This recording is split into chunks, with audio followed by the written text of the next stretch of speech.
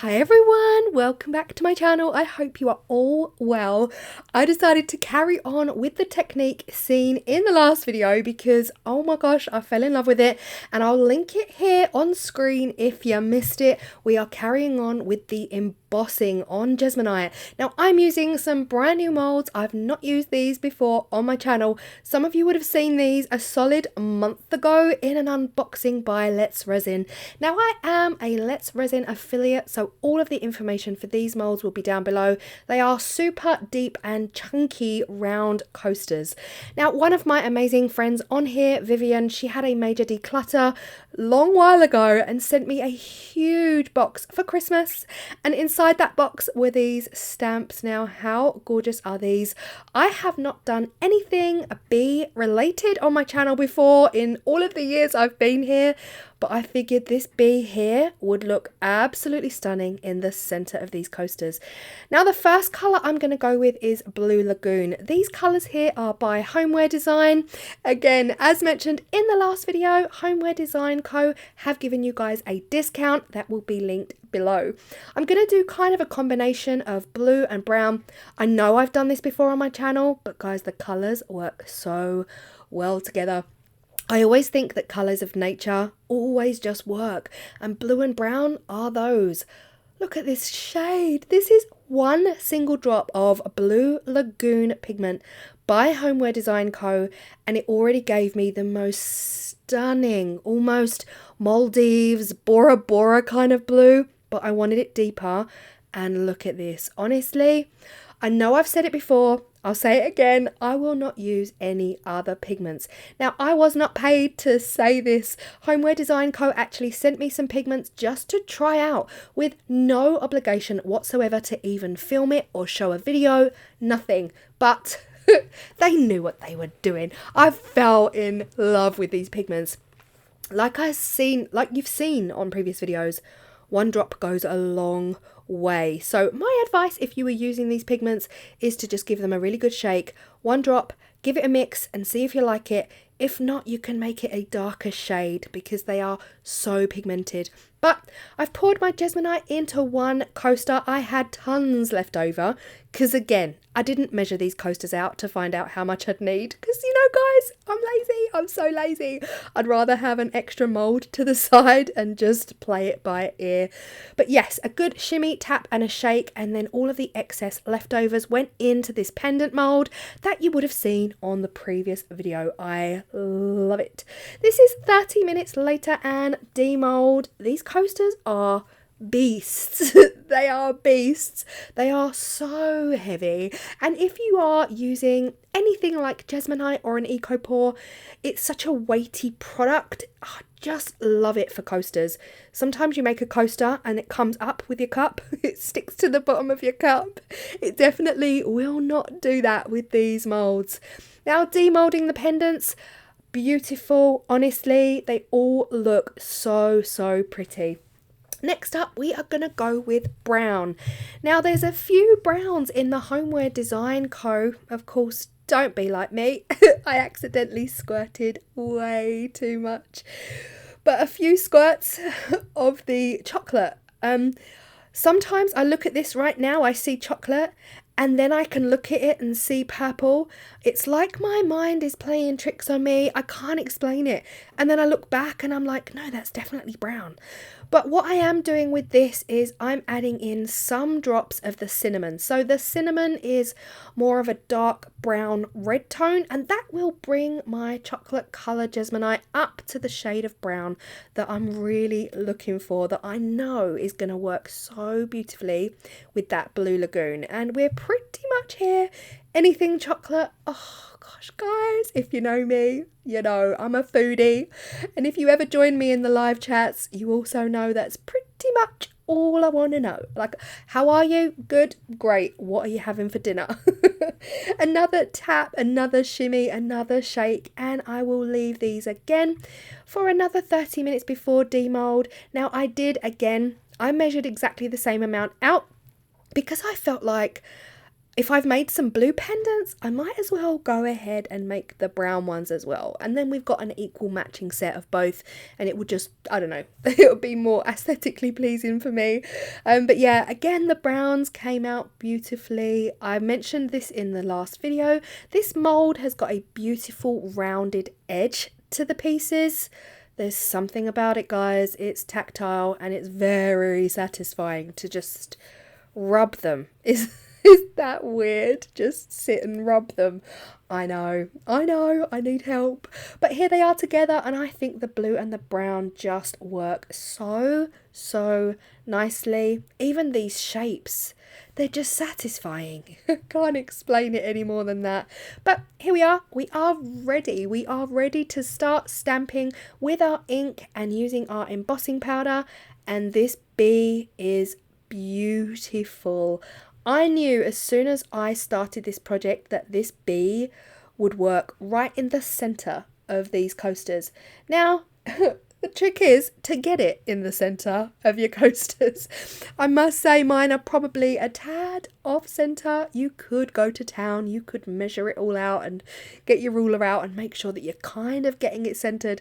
I just eyeballed it and did the best I could, and yeah, I mean, they are central-ish. A little bit high. It's all good. It's all good. It's all handmade with love and not perfection. On top of this stamped bee, I'm going to be scattering on some gold powder. Now, this is the embossing powder that was sent to me by one of my lovelies here. And again, making sure that all of that ink is completely covered in the powder before tapping it off on my surfaces. I did have to blow that one off afterwards because I did see a little bit of dust. Now, I got so much advice. Thank you so much, guys. You all rock. I literally said it in that video as well. You rock. Monday night's video, you guys gave me so much advice in the comment section about embossing and how, you know, tips, tricks and tools to use to make life easier when embossing. I'd already filmed this video before posting Mondays. So sadly, I couldn't grab any of that amazing advice and use it in this video because I'd already filmed it. So yes, there was a lot of talk about making your powder less static so it wouldn't stick to the areas that you don't want it to stick to. So much advice. So if you have not yet seen Monday's video and you're thinking about doing this, go back and check the comments because the advice is amazing. But here we are. We have used our heat tool over the bee and it's beautiful. At this point, that brown and gold kind of reminds me of my old school uniform. I'm not a fan. With the blue, I decided to go with black embossing powder.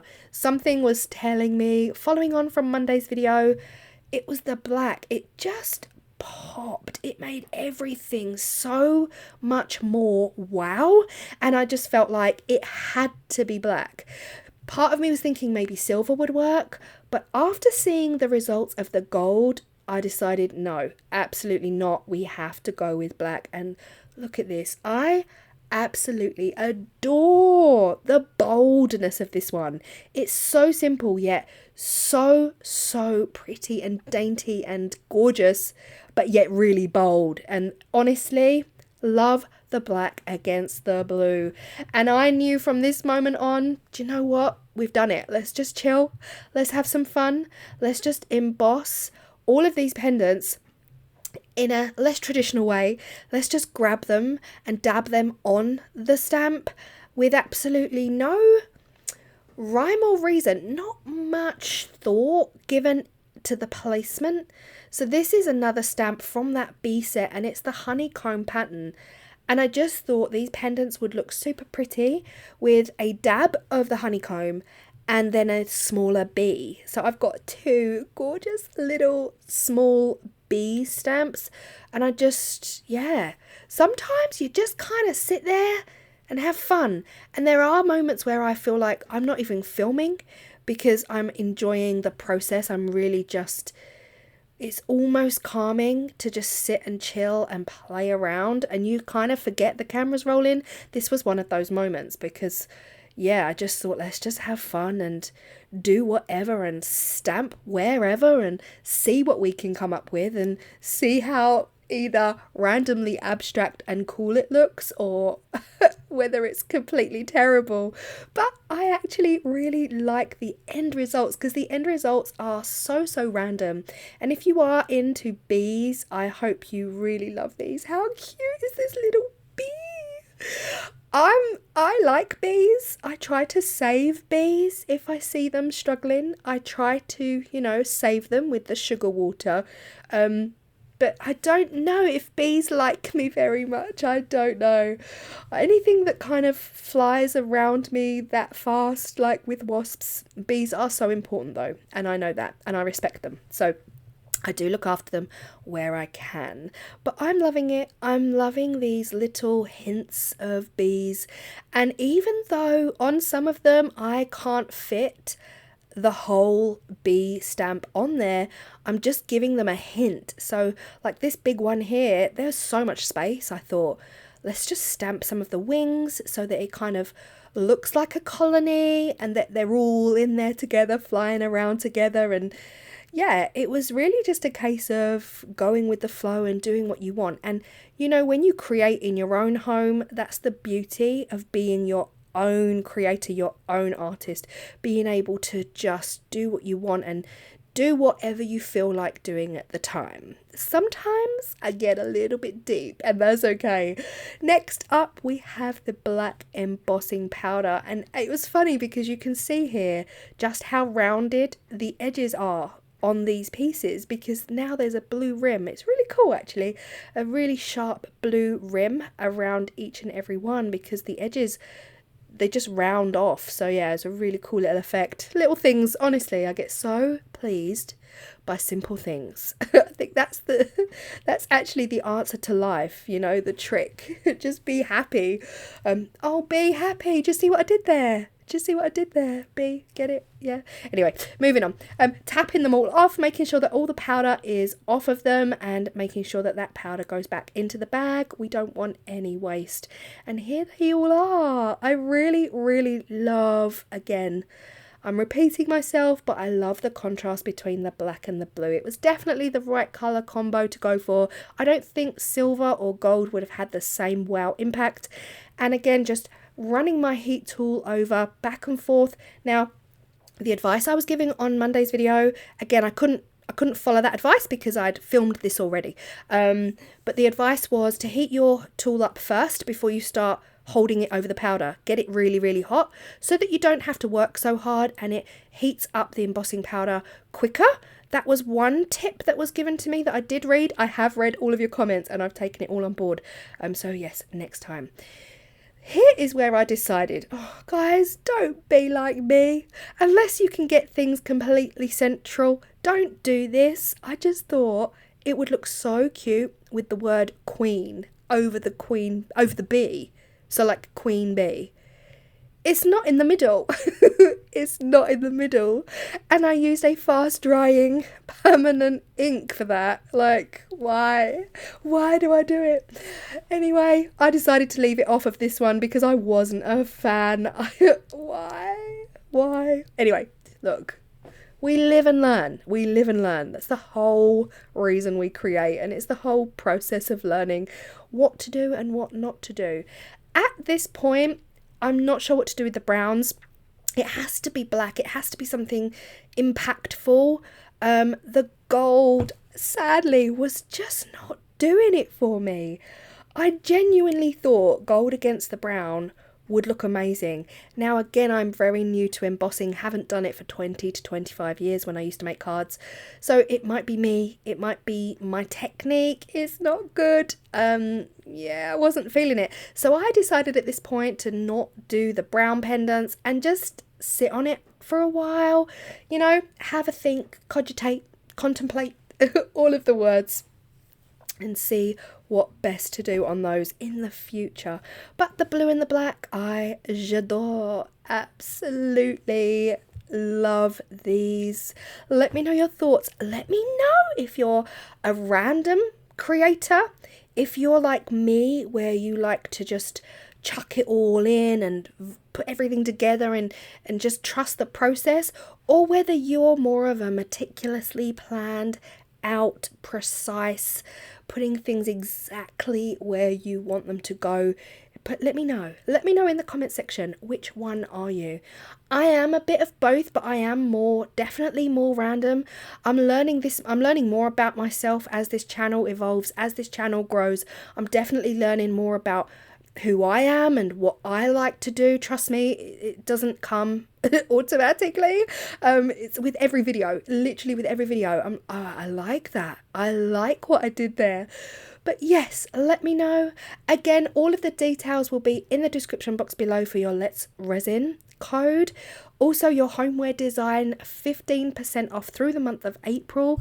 That code will also be down below, and any other information regarding anything else. I haven't even spoken about my books. I published books like a year, 2 years ago. I barely talk about them. I'm really terrible at self-promotion, but everything is in the description box below for your small business order books as well. I don't even know if the links still work, like it's been that long. But yes, it's all in the description box. And of course, I have to still shout out Crafting in the Lyons Den as well, because she actually did this video on her channel a solid year ago. The links to the 2 channels that have already got videos out like this are in my last video. So Monday's video, my first embossing, if you go in the description box on there, you will see them linked. I will also link them here, but don't forget to check out Monday's if you missed it. I appreciate you all massively. If you are still here, we are nearly 17 minutes in, so thank you so much for being with me this long, and do not forget to hit that thumbs up. The thumbs up is what helps me grow. It tells YouTube that you like this content and that they will push it out to other people as well. So massive thank you for the love on the last video. I cannot believe how many views that video got in 24 hours. I'm sitting here right now 24 hours after it was posted, and it's well over 5,000 views, which is almost unheard of for me lately. So serious appreciation to you all. Hope you loved it, and I will see you all in the next video. Bye.